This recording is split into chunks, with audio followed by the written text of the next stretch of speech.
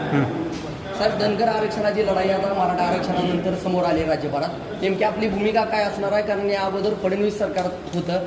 राजकारणाचा विषय बाजूला ठेवला तर फडणवीस सरकारनं या अगोदर बारामतीमध्ये आंदोलन करून, स्वतः फडणवीस साहेबांनी आंदोलन करून तिथं भूमिका डिक्लेअर केली होती की धनगर समाजाला आम्ही आरक्षण देऊच. अजेंडा त्यांनी जाहीर केला होता. असं असताना 5 वर्षात त्यांनी काय केलं नाही. मग असं असताना पुन्हा महाआघाडीच्या सरकारच्या विरोधात आपण आंदोलन करताय. आपल्याला कसं वाटतंय आरक्षण धनगर समाजाला मिळेल आणि याच्या पुढची तुमची भूमिका? पहिल्यांदा हे समजून घ्या की मराठा समाज आरक्षण मागतोय म्हणून धनगर समाज हे चुकीचं आहे. धनगर समाजाची मागणी ही गेल्या 70 वर्षापासूनची आहे आणि ती अंमलबजावणीची मागणी आहे. त्यामुळं मराठा समाज आणि धनगर समाज आरक्षणाच्या बाबतीमध्ये हा विषय पूर्णपणे वेगळा आहे. अनेक वर्ष हे आंदोलन, मोर्चे, जेलबरोच चालू आहेत आणि आत्ता अंमलबजावणी व्हावी ही लोकांची मागणी आहे. तुमचा मुद्दा असा आहे की देवेंद्रजींच्या सरकारमध्ये धनगर समाजाला आरक्षण मिळालं नाही आणि ही गोष्ट बरोबर आहे.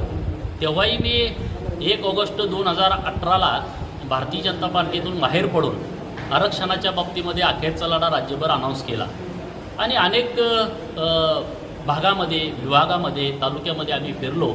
लोकांच्यामध्ये प्रचंड जागृती केली आणि आम्ही आंदोलन ते केलं हे एका कागदोपत्री ठोस पुराव्यावरती उभा केलं की राज्यामध्ये धनगर नावाची विभिन्न जमात आहे आणि धनगर वेगळा आहे.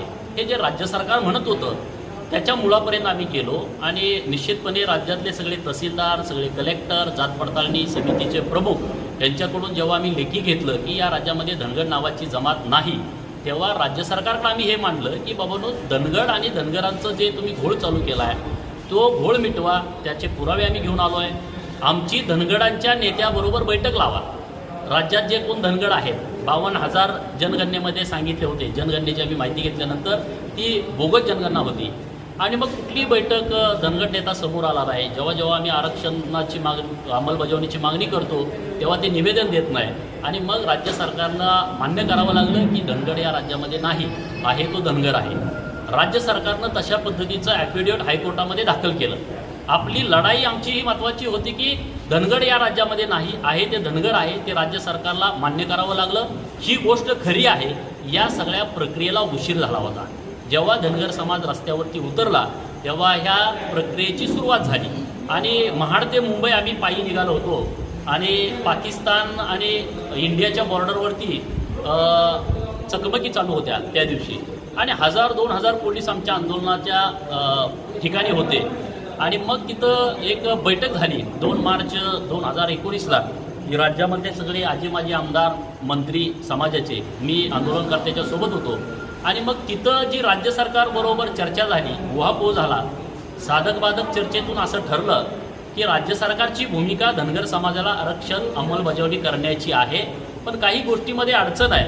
तर तुम्ही असं करा की राज्यामधल्या आदिवासींना ज्या योजना आहेत त्या जशाच्या तशा धनगर समाजाला लागू करण्याचा निर्णय राज्य सरकार आज घेतं आहे आणि त्या चर्चेप्रमाणे राज्य सरकारने एक निर्णय घेतला आणि त्या निर्णयामध्ये आदिवासींच्या 22 योजना ज्या धनगर समाजामध्ये प्रचंड क्रांती करू शकतात. विद्यार्थ्यांच्यासाठी हॉस्टेलची सुविधा जवळजवळ 150 कोटी रुपये त्यामध्ये धरले. ते पुढं वाढत जाणार होतं. 5 ठिकाणी विभागीय ठिकाणी वसतिगृह, जे UPSCला MPSCला विद्यार्थी प्रयत्न करतायत त्यांच्यासाठी स्कॉलरशिप, जे मुलं पोलीस भरतीसाठी प्रयत्न करतायत त्यांच्या प्रशिक्षणासाठी पैसे, छोटे मोठे काही तलाठी असतील, ग्रामसेवक असतील, यांच्यासाठीचाही कायद्यामध्ये तरतूद करून घेतली. राज्यामध्ये काही बेघर लोक आहेत, ज्यांच्याकडे जमीन नाही, ज्यांच्याकडे घर नाही, अशा 10,000 लोकांना घरं त्या वर्षामध्ये द्यायची. म्हणजे मी काही गोष्टी तुम्हाला सांगतोय. अशा 22 योजना राज्य सरकारनं लागू केल्या. तिकडं धनगड आणि धनगर विभिन्न आहेत. धनगड अस्तित्वात नाही आणि धनगर आहे आणि त्यामुळं धनगडाचा विषय संपून टाकला, ते कोर्टामध्ये दिलं. म्हणजे ह्या प्रक्रियेला फार चांगली सुरुवात झाली. उशीर झाला पण सुरुवात चांगली झाली. मराठा समाजाला आरक्षण देतेच्या वेळेस राज्य सरकारनं जे ओबीसींना ते मराठ्यांना, कधीपर्यंत, जोपर्यंत आरक्षण मिळत नाही तोपर्यंत, तशाच धर्तीवरती जोपर्यंत धनगर समाजाची STची अंमलबजावणीची पूर्तता होत नाही तोपर्यंत ह्या योजना, म्हणजे राजकारण आणि नोकरी सोडून सगळ्या योजना राज्य सरकारनं लागू केल्या. म्हणजे त्यांची भूमिका धनगर समाजाला आरक्षण देण्याच्या बाजूची होती आणि ते कागदावरती आलं. आजपर्यंत कुठलंच कागदावरती काय आलं नाही. राज्य सरकारमधला विषय हा कागदावरती चालतो. मी किती जरी इकडे बोललो आणि कागदावरती जी गोष्ट येत नाही तोपर्यंत काही होत नाही. राज्य सरकारनं कागदावरती लिहून गेलं की धनगर नाही, धनगरच आहे, आमची ती लढाई निम्यार्थी जिंकल्यासारखं झालं. राज्य सरकारनं शासन निर्णय काढला की जे आदिवासींना ते धनगरांना, म्हणजे राज्य सरकार आदिवासी आहे आम्ही मान्य करायला लागलं. कागदोपत्री 9-10 पानाचा तो शासन निर्णय आहे. नवीन मुलांनी तो वाचायला पाहिजे आणि खूप चांगलं झालं. पुढं सरकार गेलं. सरकार गेल्यानंतर आज 10 महिने झाले. मागच्या नोव्हेंबरला सरकार आलं. 10 महिन्यामध्ये या सरकारनं चर्चा केली नाही, मीटिंग बोलावली नाही, आरक्षणाच्या बाबतीमध्ये सरकारची भूमिका काय हे सांगितलं नाही. त्याच्या पलीकडे जाऊन मागच्या सरकारनं दिलेले 1000 कोटी ते पैसे लॅप्स केले.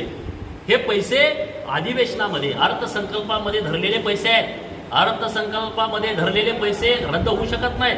या सरकारनं जाणून बुजून रद्द केले. त्यामुळं मागच्या वर्षी 35,000 धनगर समाजाच्या मुलांना वसतिगृहाचे पैसे मिळणार होते. जो मुलगा मुंबई महानगरपालिका क्षेत्रामध्ये ज्या महानगरपालिका आहे, मुंबई महानगर, ठाणे, इथं 61,000 रुपये एका विद्यार्थ्यासाठी. नंतर जे विभागीय क्षेत्र आहेत, अमरावती आहे, नागपूर आहे, पुणे आहे, अशी जी विभागीय क्षेत्र आहेत, इथं 53,000 रुपये. आणि जे जिल्हा लेवलला आणि तालुका लेवलला विद्यार्थी राहतात यांना 48,000 रुपये सरकारनं घोषित केले. मी त्याचा हिशोब काढला तर 35,000 मुलांचं नुकसान मागच्या वर्षी झालं. 10,000 लोकांची घरं मिळाली असती ती रद्द केली या सरकारनं. अनेक मुलं MPSC UPSCला गेली असती. आज एकदम टॅलेंट असणारी मुलं आहेत, दिल्लीला जायची त्यांची परिस्थिती नाही, पुण्यामध्ये जाऊन MPSCचा अभ्यास करायची त्यांची परिस्थिती नाही.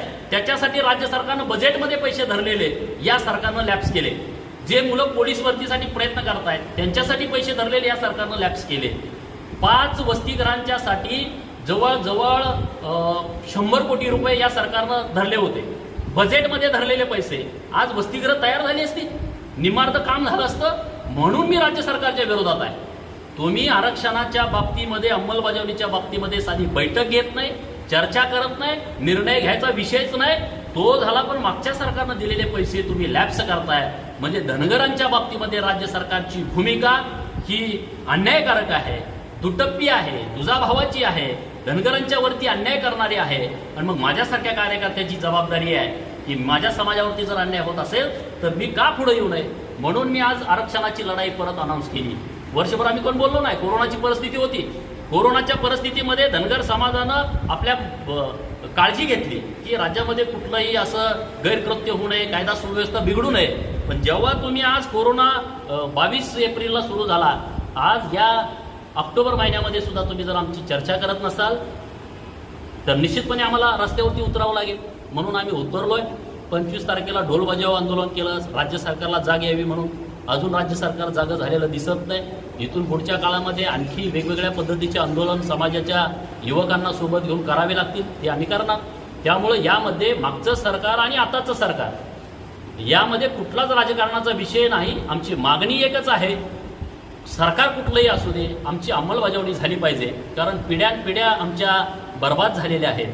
मागच्या 3 पिढ्या उद्ध्वस्त झाल्या. राजकारणापासून, शिक्षणापासून आणि नोकरीपासून आमची मुलं फार मागं आहेत. रानावनामध्ये आमचा मेंढपाळ बांधव फिरतोय, त्यांच्यावरती अन्याय होतोय, त्यांच्यावरती अत्याचार होतोय, त्यांच्या मेंढरांची चोरी होते, महिलांच्यावरती अत्याचार होतो. रोज एक प्रकरण घडतं. राज्य सरकार बघत नाही. फॉरेस्टचे कायदे आले. अरे फॉरेस्ट आलं कधी? फॉरेस्ट आम्ही पिढ्यानपिढ्या आहोत. या जगाची निर्मिती झाली तेव्हापासून आम्ही आहोत. पशुपालक आणि गोपालक इथले मूळचे आहेत. आम्ही पशुपालक आहोत. आणि मग तुमचा फॉरेस्ट आलं, तो वनपाल आमच्या लोकांना येऊन मारतो. तिथले अधिकारी पैशाची मागणी करतात. अनेक विषय आहेत. मग आम्ही का रस्त्यावरती उतरू नये? साधे छोटे छोटे विषय जर तुम्ही आमचे मिटवत नसाल तर इथून पुढच्या काळामध्ये सरकारनं गांभीर्याने घ्यायला पाहिजे. नसेल तर गावागावातली पोरं मंत्र्यांच्या गाड्यावरती दगड टाकायला कमी करणार नाहीत. ती वेळ सरकारनं येऊ नये. त्यामुळं राज्य सरकार कोणतं आहे याच्याशी आमचं काही देणं घेणं नाही.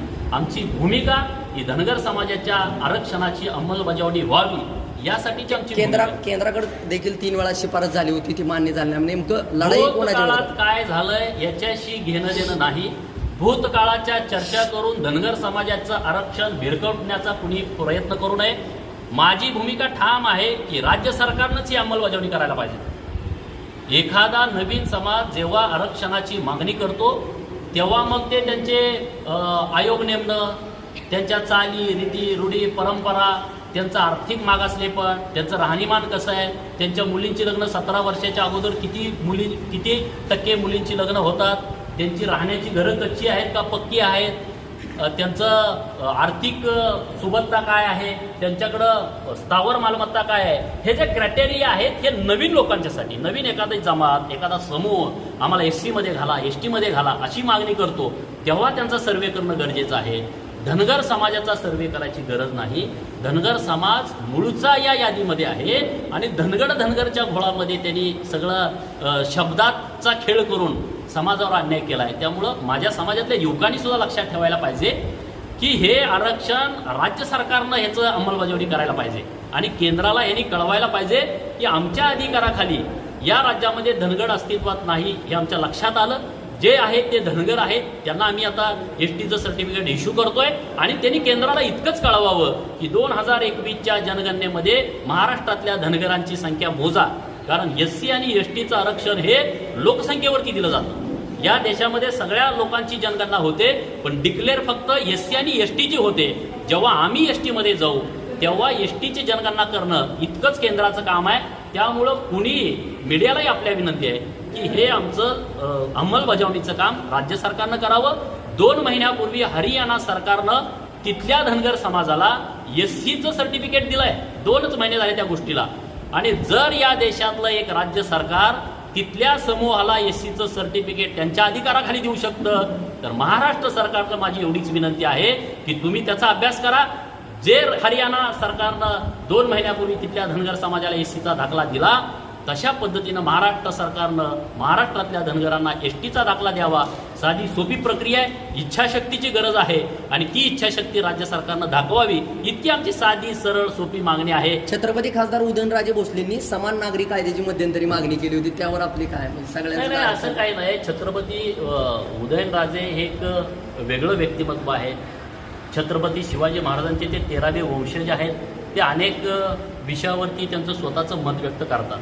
त्यामुळे त्यांनी त्यांचं मत व्यक्त केलेलं आहे. राज्यामध्ये अनेक समाज असे आहेत की ते खूप मागास आहेत, त्यांना आरक्षणाची गरज आहे. त्यांना राजकारणामध्ये, शिक्षणामध्ये, नोकरीमध्ये त्यांना त्यांच्या हिशोबानं त्यांचा वाटा मिळालेला नाही. आणि अनेक लोक आहेत त्यांचा आवाज मंत्रालयापर्यंत पोहोचत नाही, त्यांच्यामध्ये संघटन नाही. आज धनगर समाज या राज्यात 2 नंबरचा आहे. त्या समाजाची हे राज्य सरकार अशी अवस्था करतं, मग गावगाड्यामध्ये छोटे छोटे समूह असतील तर त्या लोकांची काय अवस्था असेल. आणि म्हणून राज्य सरकारनं कधी अशा गोरगरीब उपेक्षित वंचित लोकांच्याकडे पाहिलं नाही आणि त्या लोकांच्याकडे पण बघायला पाहिजे.